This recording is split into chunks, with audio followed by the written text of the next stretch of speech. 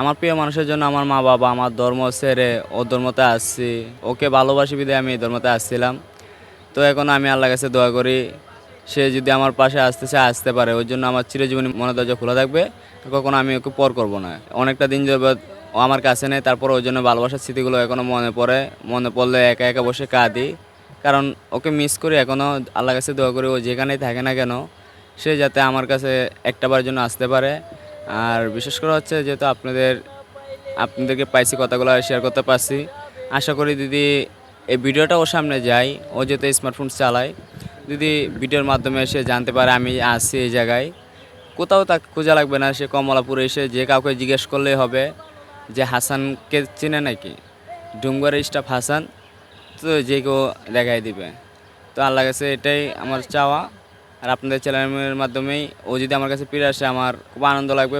আপনাদের চ্যানেলটার প্রতি অনেক কৃতজ্ঞ রইল।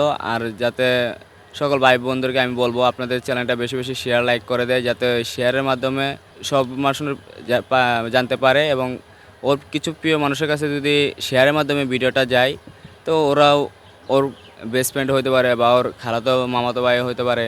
তো ওরা তখন কিন্তু মেয়ের সাথে কথাটা শেয়ার করতে পারবে বা মেয়েকেও এটা শেয়ার করে দিতে পারবে যে এমক চ্যানেলে তোর ভিডিওটা আছে।